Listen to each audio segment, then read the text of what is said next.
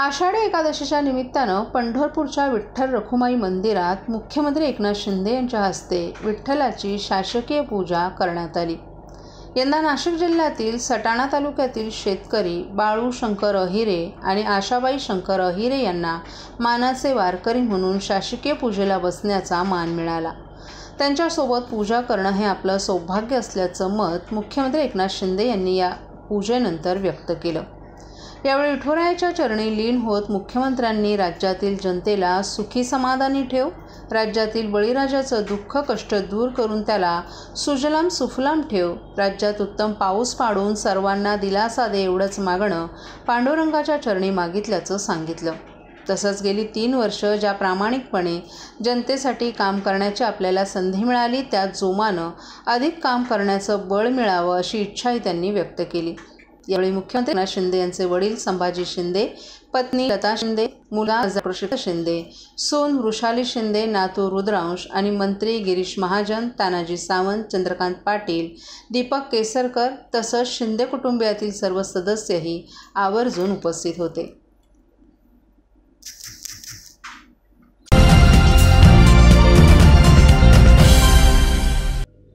आषाढी एकादशीचं पावन पर्व आज ठाणे शहरात उत्साहात साजरं करण्यात आलं।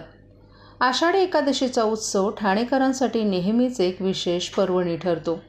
यंदाही ठाणे शहरात हा उत्सव मोठ्या उत्साहात आणि भक्तिभावानं साजरा करण्यात आला। शहरातील विविध विठ्ठल मंदिरं भाविकांच्या गर्दीनं गजबजलेली होती।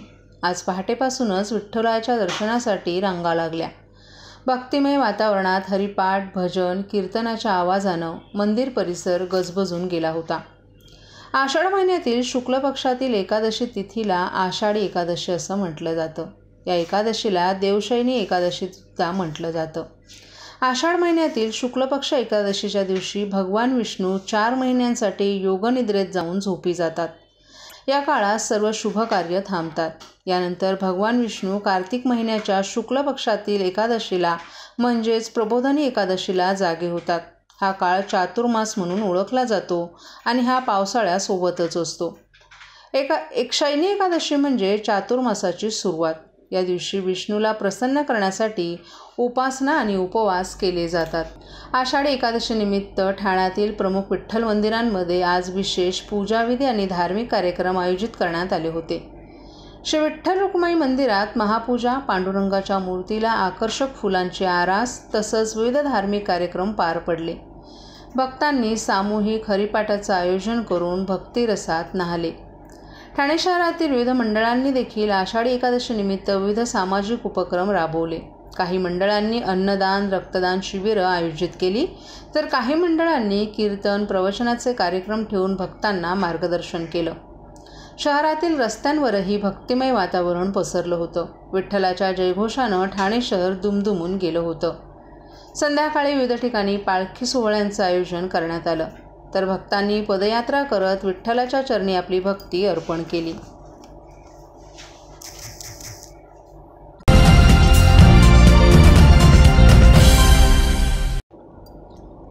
शेअर मार्केटच्या नावानं गुंतवणूक करण्यासाठी लाखोंची गुंतवणूक करणं, तसंच ग्रुप जॉईंट होऊन लीकद्वारे ऑनलाईन फ्रॉड करणं या घटनांमध्ये वाढली आहे। या प्रकरणी अनेक गुन्हे दाखल झाले असून ठाणे गुन्हे शाखेची सायबर सेल टीम समांतर तपास करत होती। या प्रकरणांनी तांत्रिक यंत्रणांचा वापर करून पोलिसांच्या पथकानं 3घांना बेड्या ठोकल्यात। आफताब ढेबर, मनीष कुमार देशमुख आणि हाफिज उर्फ भाईजान अशी या 3घांची नावं आहेत। हे तिघेही सिम कार्ड प्रोव्हायडर असून नागरिकांची फसवणूक करून त्यांच्या नावानं बनावट सिम कार्ड तयार करत असल्याचं पोलीस तपासात निष्पन्न झाले। हे तिघेही या सिम कार्डचा ऑनलाईन फ्रॉड करणाऱ्या टोळीला पुरवठा करत असल्याचं उघड झाले। त्यांच्याकडून जवळपास 2600 blank sim card, 800 activate sim card आणि 300 mobile, 2 router, laptop, 50 credit debit card, 20 chequebook आणि रोख रक्कम असा मुद्देमाल जप्त करण्यात आले। या तिघांनी हे सिम कार्ड देशातील विविध राज्यातील भामट्यांना पुरवले असून दुबई, चेन्नई, कंबोडिया, चायना यांच्यासारख्या देशांमध्ये देखील विक्री केल्याचं समोर आले। त्यामुळे ही आंतरराष्ट्रीय टोळी असून यामागे मोठं रॅकेट असल्याचा अंदाज पोलिसांनी वर्तवलाय।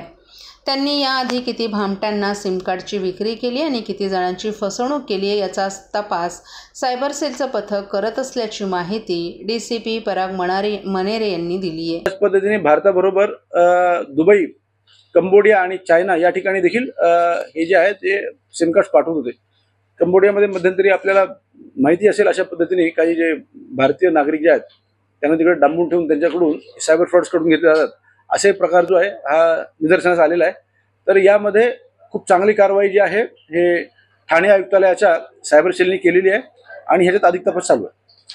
हे सिम कार्ड कसे म्हणजे दुकानं कसं बनवायचे, सिम कार्ड घ्यायचं, स्कॅन कसं करायचं? जे सर्वसामान्य नागरिक ज्यावेळी नवीन सिम कार्ड विकत घेतात तर त्यावेळी सिम कार्ड प्रोव्हायडर जे आहेत हे म्हणजे गैरमार्गाने त्यांचे 2-2 वेळा त्यांचे डिटेल्स घेत होते. त्यांच्या हाताचा ठसा एकदा न घेता 2-2, 3-3 वेळा घेत होते आणि त्यांच्या नावावर मल्टिपल सिम जनरेट करत होते. असं प्राथमिक तपासात निदर्शनास आलेलं आहे.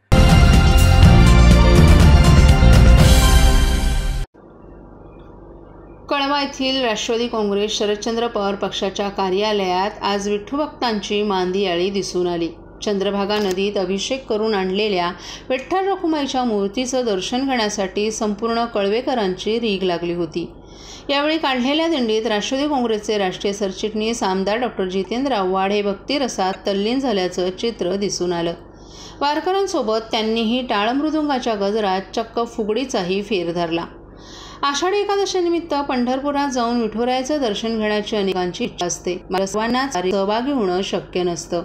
ही अडचण ओळखून डॉक्टर जितेंद्र आव्हाड यांनी रखुमाईची मूर्ती पंढरपूरच्या चंद्रभागा नदीत अभिषेक करून कावेरी येथील पक्ष कार्यालयाच्या आवारात विधिवत स्थापन केली. या मूर्तीसमोर नतमस्तक होण्यासाठी कळवा, विटावा, खारेगाव, पारसिकनगर, कळवा उर्वेल विठ्ठलांनी गर्दी केली. पंढरपुरातील विठ्ठल मंदिराप्रमाणेच येथेही मांगल्य आणि पावित्र्याचं वातावरण निर्माण झालं होतं. या ठिकाणी आमदार डॉक्टर जितेंद्र आव्हाड हे देखील विठुरायाच्या चरणी लीन झाले. यावेळी विठ्ठल भक्तांनी काढलेल्या दिंडीत डॉक्टर आव्हाड हे तल्लीन होऊन सहभागी झाले. वारकऱ्यांसोबत त्यांनी देखील टाळ वाजवत विठुरायाच्या गाण्यावर ठेका धरला, तसंच फुगड्यांचाही फेर धरला.